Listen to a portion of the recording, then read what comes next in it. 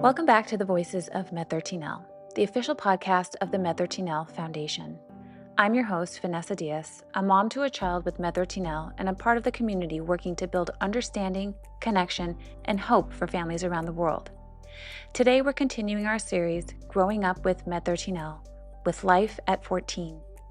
This series is dedicated to exploring what life really looks like as our children grow. From early milestones to school years, teenage transitions, and beyond, we'll hear directly from parents and caregivers who know firsthand what it means to navigate the ups and downs of the daily life with MED13L. Let's get started. Oh,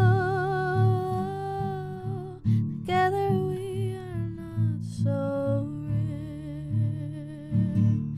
Today's episode is Growing Up with MED13L, Life at 14, and I'm joined by fellow MED13L parents Chelsea and Vern Klassen from Winnipeg, Canada. Chelsea and Vern have a beautiful daughter named Caitlynn, whom I recently met at the family meetup in Boston in July. Now, your journey started when Caitlynn was around 4 to 5 months, but you didn't receive your diagnosis until she was 12 in 2023. Today, we're excited to focus on what life actually looks like for her and your family right now. Newly diagnosed families and families living with younger children often wonder what teenage years can look like. Your insight into Caitlynn's life, including what skills and challenges she has academically, socially, and her level of independence, will be incredibly helpful for those thinking about the future. So, for those who haven't met Caitlynn yet, can you describe what she's like today and what your day-to-day routines look like? Caitlin is very social. She is happy. She has always been just content. We used to call her a happy little lump. When she didn't have strength to do much else, she was still happy. She would just sit there and be happy. And that contentness has definitely been a strength for her because life is more challenging than it is for her peers. She's very social, she's very socially motivated, and again, that ends up being a good strength for her. She is in a traditional classroom at school. She's in grade 8, and she has supports through the day. She has her own educational assistant, we call them EAs here, and they help her work on a modified curriculum. She can do some sight reading. Because of the motor planning, communication is still a big barrier for her. And that does also impact her ability to print. So we're working on trying to teach her some reading skills and some writing skills. We're very blessed. We have a great school team. And the past 2 years, while she's been in junior high, she has made huge gains. And it's been a real encouragement for us to just see her blossom and gain new skills and do things that I didn't know she'd be able to do. So, you mentioned she's working on communication like most of our kids are. And does she Yes. use an AC device? She does. She had a bit of a block with it. She had gotten her iPad with Proloco to go when she was about 6.5 years old. The school was working with her on it. She was able to navigate through the boards and able to communicate. And then when COVID hit, they put her in a life skills room with other developmentally challenged kids, no one with similar struggles to her. And something happened and it became a block and she would hide her iPad. She would lie. It died in a home. It broke. She would do anything she could to avoid using her AAC. And we actually just about a year ago watched the movie on Disney Plus Out of My Mind. And it's about a girl close in age to Caitlin with cerebral palsy who uses a talker in that movie. And I pointed it out to Caitlin. I'm like, look, she has a device. She uses a talker just like you. And initially she said, nope. And it was the same, not going to do this, not going to do this.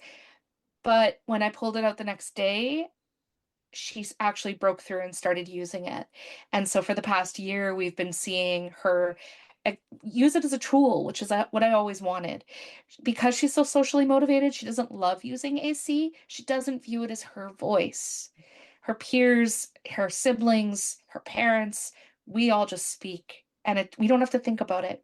For her, it's a challenge. And so she doesn't love using it, but she's starting to see that it can be a tool and she can navigate and find what she needs on there very quickly. She just doesn't choose that as her primary mode of communication, but we're working on it.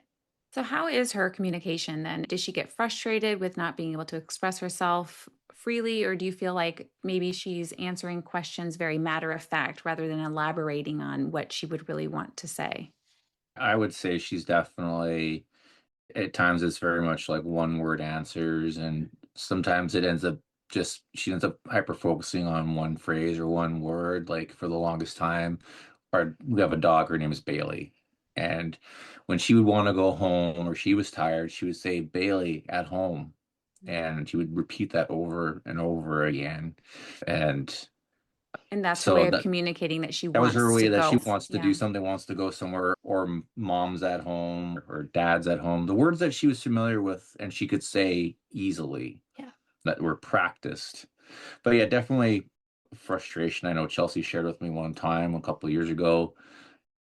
They're sitting on a bed beside each other, and Chelsea just said to Caitlin, I know this is hard for you to communicate and to talk. And Caitlin just broke down crying because she understands Yeah.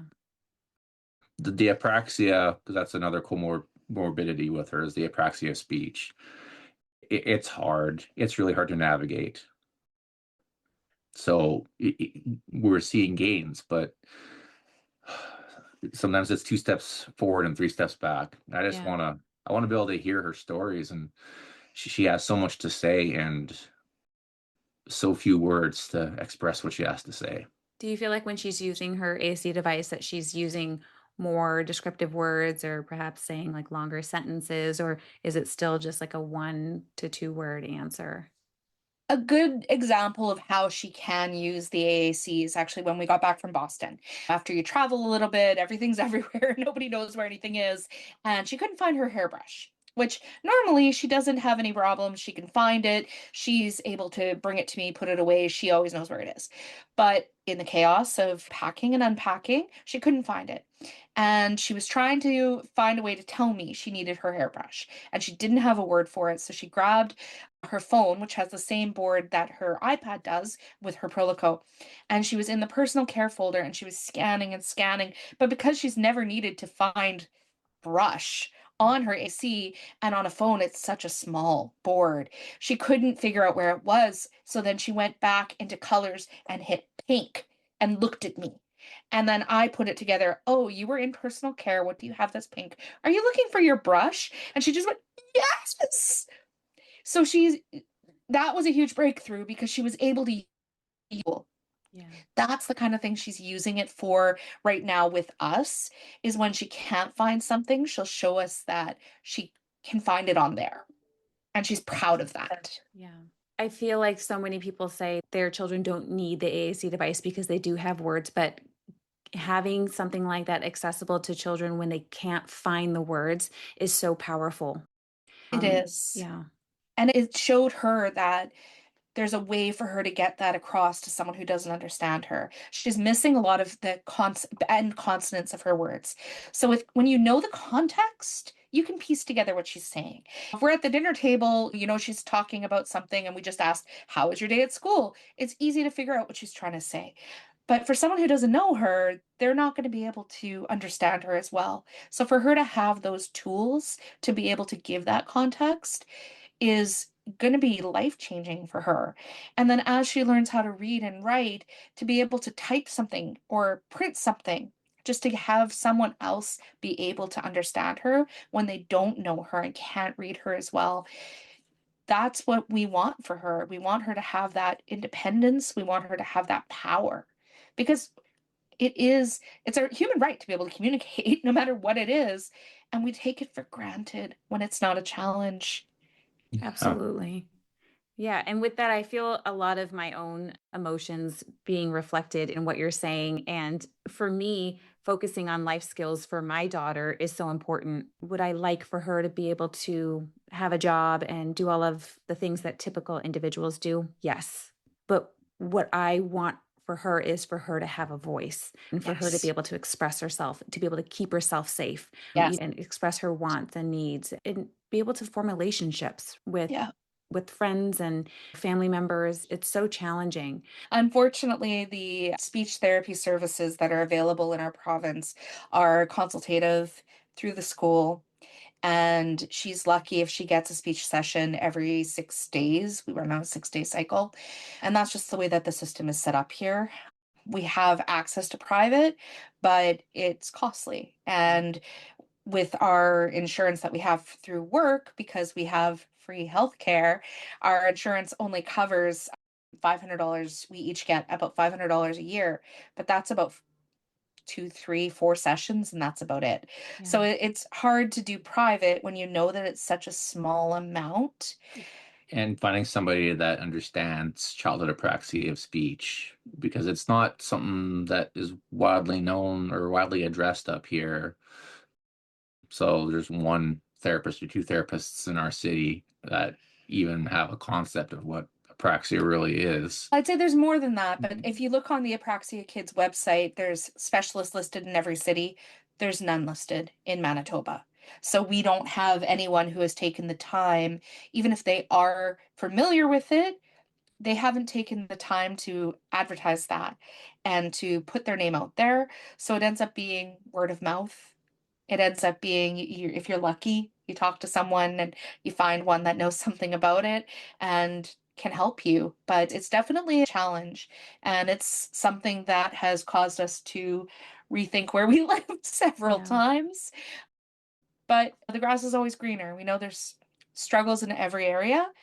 This is just one of the ones that we definitely struggle with here. We're fortunate that her school team is very willing to work with us. So the therapist she has right now is working on the same kind of plan that they're working with teaching her to read and taking a whole communication approach.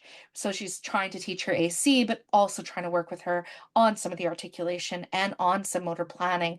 And that's been a huge win for us because she didn't have that in her elementary school years.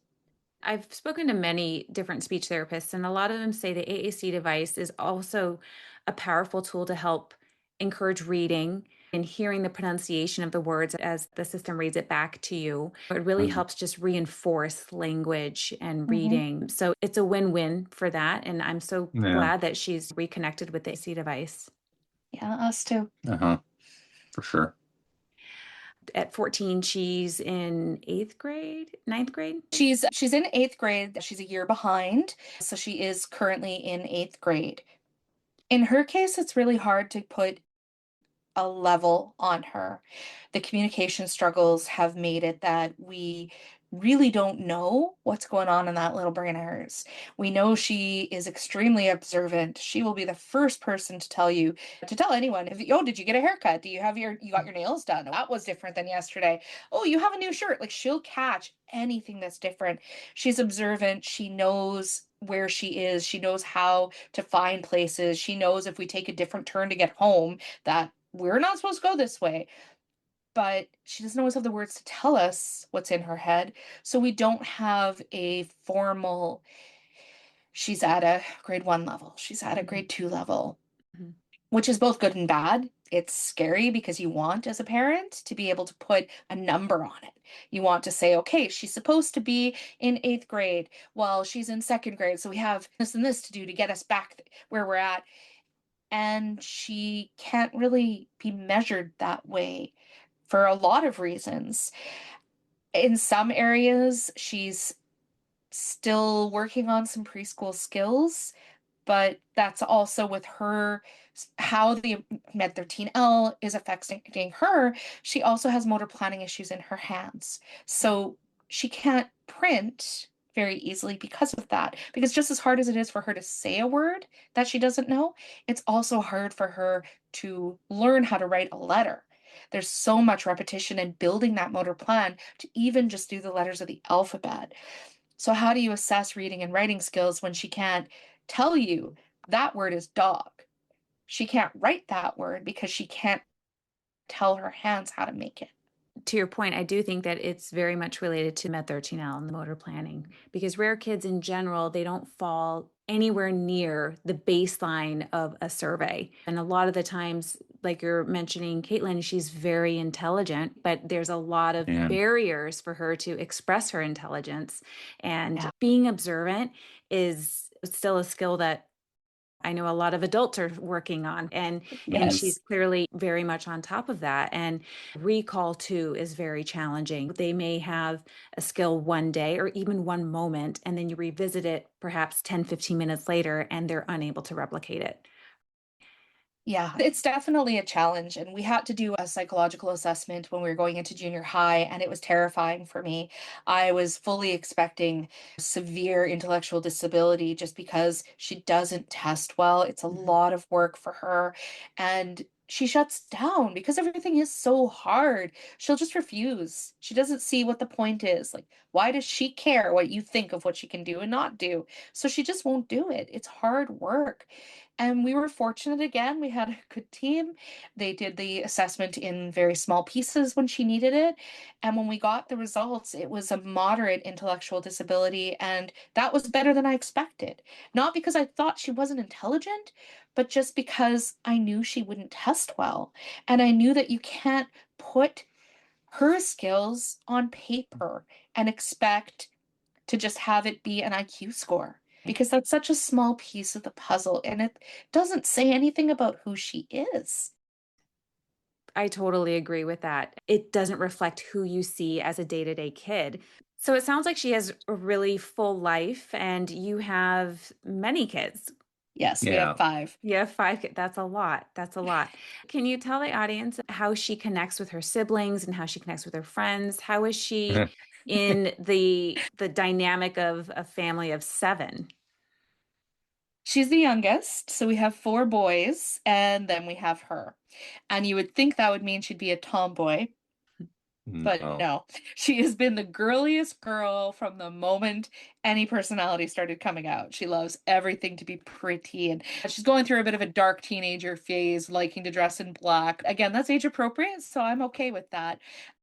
But she loves to mess with her brothers. She loves to joke around with them, to tease them. Her brothers are phenomenal at helping care for her.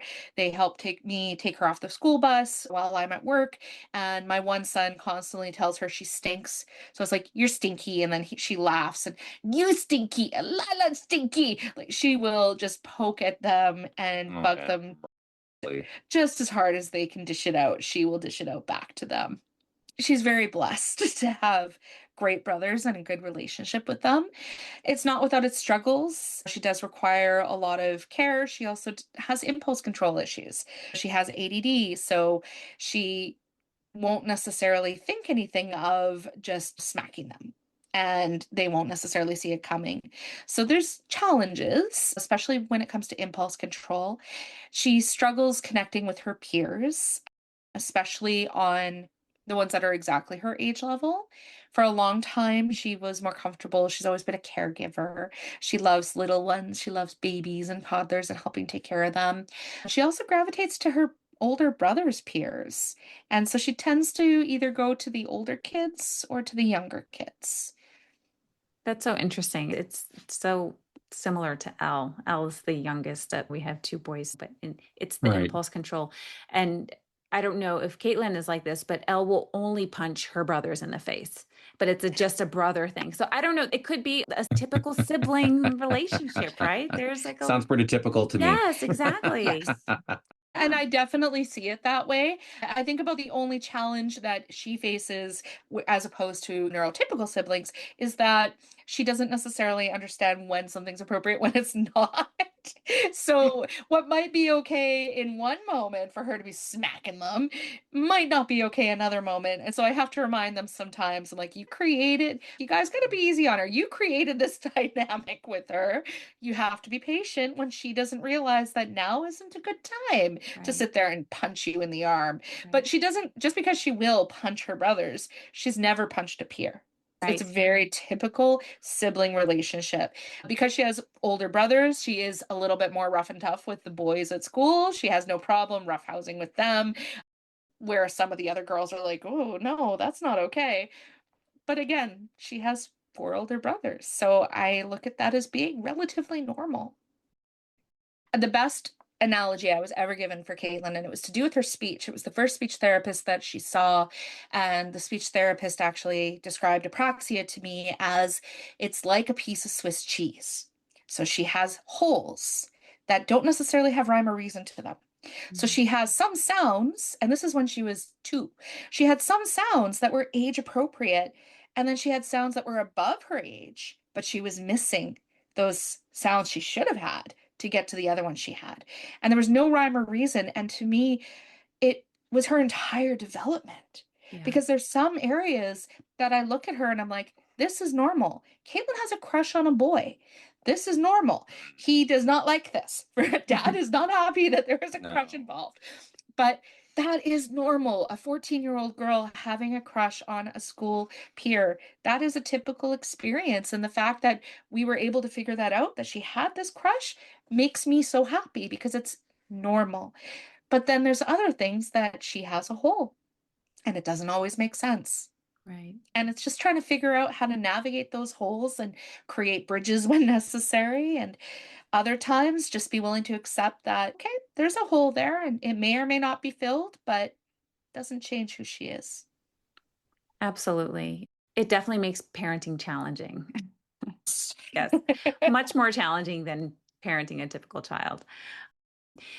Can you give us an idea of what her level of independence is like? What does her day-to-day look like for her grooming and for activities of daily living?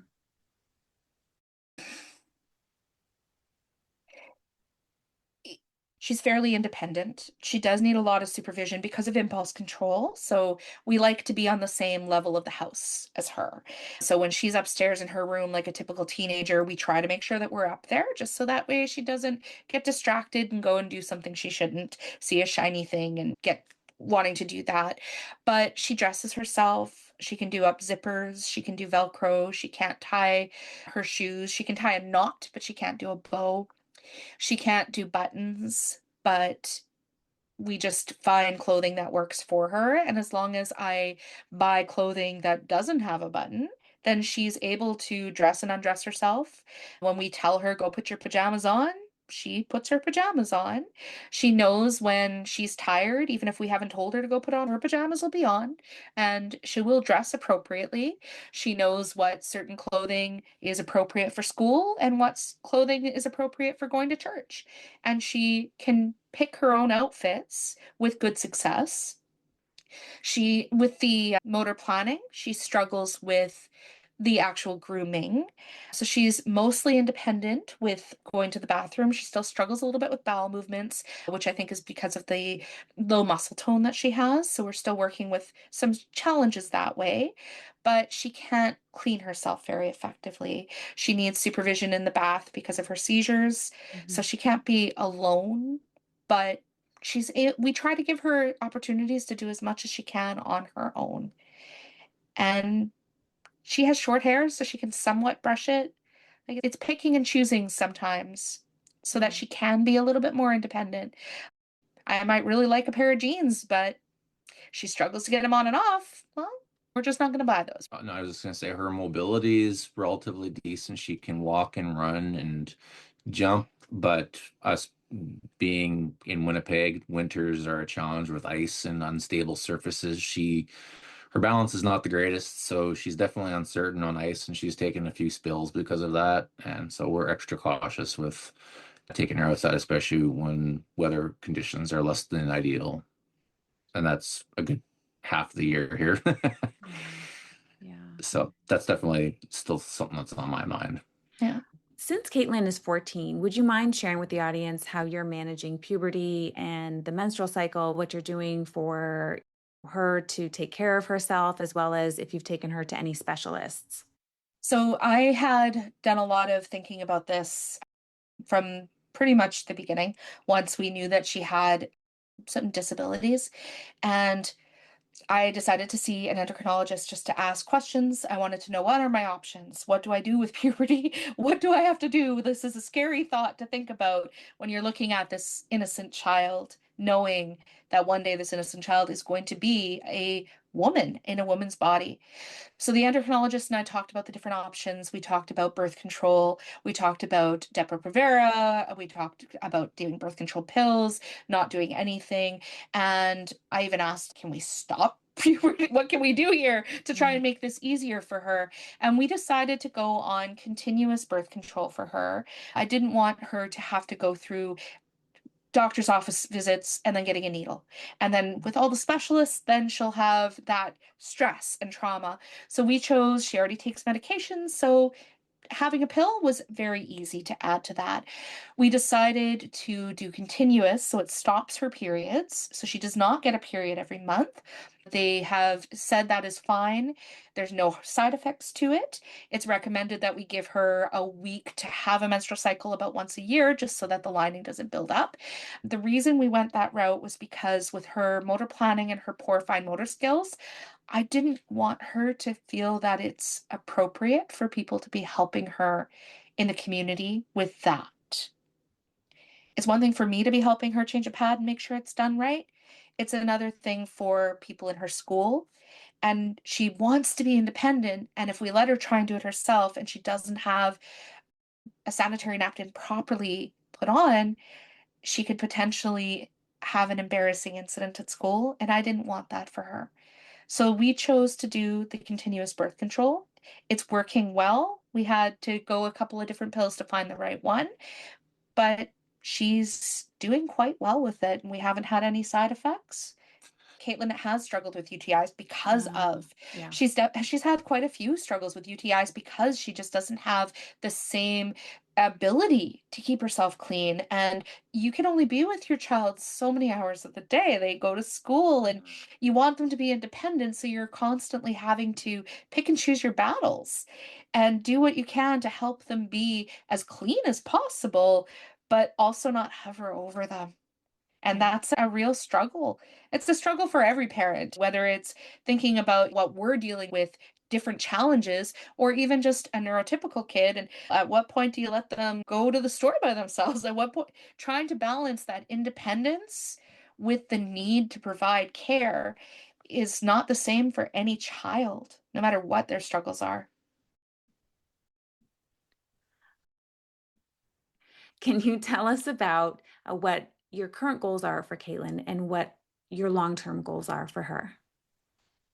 I think our current goals for her are always going to be, no matter what age she's at, communication is always our main goal. We want her to be able to communicate in the method she chooses, in a way that makes her feel empowered to speak what's on her mind in any way that is.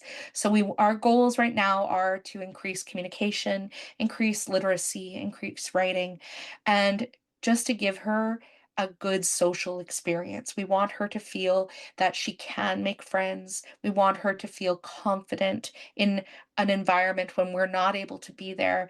And we're fortunate to have some programs that she attends with other neurodivergent kids. There's youth programs that she goes to periodically where it's no parents allowed. It's Saturday night for teens, and they specifically kick the parents out. And she's enjoying that. So we want her to have as much independence as she can and the confidence to be able to be herself. That's really our main goal right now. Long term, we would love it if she could have a job. We would love it if she could be on her own, but we don't know that's going to be realistic. So our plan is that we move into a home where we can have a granny suite for her. So she can be under our roof, under our eyes, and then live as independent of a life as she can, where she still has us to teach her and guide her and protect her. And then as we can't care for her anymore, our boys, our older children, are willing to step up. My one son, he's number 4 in line, so he's the youngest, and in some ways very much like the baby because Caitlin's just so different. He has said from a very young age that he wants to be her caregiver. His plan was to take her as soon as he finished school. And I laughed and said, "No, you need to live your life. You need to have a life. You can't just take her." And he looked at me so serious and he said, "No, Mom, you need to have a life." You need to be able to live. And then I said, what about your wife? Doesn't she get a say in this? And he laughed and said, she better be okay with it or she won't be my wife. Because he was still pretty young at the time. And now he's 17 and he realizes he doesn't want to take her as soon as he's out of school. He does want a little bit of a gap there. But he has said he'll fight his brothers to the death for her. That's beautiful. And we're very fortunate Yeah. to have that. So our long-term plan, if we can get that granny suite thing set up and have her as independent as possible, is to essentially give the house to him and to her so that we can still make it easier for him financially, because it's a commitment to care for someone with additional needs. It's not something as, and I'm sure everyone listening knows, it's not an easy life, and it does take a financial toll. And if we're not able to be the ones to care for her, we want to make it easy for the siblings to be able to take care of her, however that's going to look. Our kids are lucky. They're learning skills that aren't taught in school. And I see adults that haven't been exposed to people with additional needs treating us and treating Caitlynn different and not knowing what to say. And then I look at my boys and the love that they have for other people. And I think that they're fortunate that they've been able to learn these skills, and it's given them an empathy that not everyone just has. And they tell me it's okay all the time when I apologize. I'm like, Yeah. I'm sorry, guys. I know I'm sorry. I feel like I'm not able to do this with you. I'm not able to do that with you. Our boys have been later to get their licenses because we're just exhausted. And so it's hard to take them driving. It's hard to do the things that people take for granted. And I apologize to them, and they're always telling me it's okay because they love their sister. Yeah. They wouldn't change it. Yeah. When we got our diagnosis, one of our children, when we explained to him that this was MED13L, it's a genetic condition, we knew that we're not carriers, so they're safe. They don't have to worry about passing it on, which was very important for us to find out. And he asked, is there a way to make it better? Can we make her better? And I looked at him and I said, it's in every cell of her body. If we could fix those cells, she wouldn't be her. This is who she is, and her struggles are part of what have made her who she is. Her strengths are coming because she has to overcome those struggles. We wouldn't change that. I want life to be easy for her. Of course, I want her to have all the best of everything. But if I could change the diagnosis and it would change who she is, I wouldn't do it. And they view her that through that same lens. And I think it's important for people to talk to the siblings, especially those that are older, because even though it's hard in the young years and it's hard when they can't go to their friend's place because dad's working late and Caitlynn goes to sleep early, so I can't drive you. I'm sorry. Yes, I say no a lot, but after the years go by and they look at it and they see how much they love her and she loves them, they see it as worth it too. And they would say that. So many families listening are just beginning their MED13L journey. What would you want them to know as they're just getting started? The grieving will not end, it evolves. And don't be afraid to grieve. It's okay to grieve. I have a friend who has a daughter who's the same age as Caitlynn, 6 months younger. And I love this little girl. I love her. But there are days where I look at her and she's living the life I want for Caitlynn. And I get a little jealous. Yeah. And it's hard. But I have to remind myself it's okay to grieve. I need to be able to do that. I need to grieve that Caitlynn's not going to live the life that when I found out I was pregnant, that I thought she'd have. And that's okay. You need that time. And I need to remind myself it's okay and allow myself to feel those things, because otherwise you get bitter and you can't be the best parent you can for your child.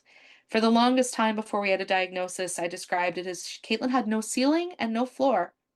I didn't know if she was going to get to a certain stage of development and then that would be it. She wouldn't go any further. And I didn't know what was the lowest level she could be at. I had no idea. So I just resigned myself that every stage she's at, it's okay if she doesn't gain any new skills. I'll just keep pushing for one more little bit further and just let yourself feel. And that's Yeah. what it's about. You have to accept that your family is going to look different, your parenting journey is going to look different. But how many parents of neurotypical children can say that it went the way that they imagined it would? Yeah. No child, we don't know what they're going to be. We don't know what struggles they're going to have. I have 4 neurotypical kids. They are all so different. My oldest 2, I've said many times, if you combined all their strengths, they would be the perfect child. They are so different that if you just took everything good about them, man, what a child that would be. But then what you'd be left with would drive anyone insane because they have all the opposite weaknesses. No child is the same, and no parenting journey is going to be what we imagined it's going to be. And we need to accept that. So thank you for sharing such an honest and hopeful glimpse into life with MED13L at 14. We'll absolutely have you back to share more about your journey with your diagnosis, as well as we'll talk about puberty and how you're managing Caitlynn being a woman. But this conversation will mean so much to families wondering what the future might hold for their own children. We really appreciate you sharing your story. Thank you again for being a part of Growing Up with MED13L. Thank you for chatting with us. Yes, thank you very much. Any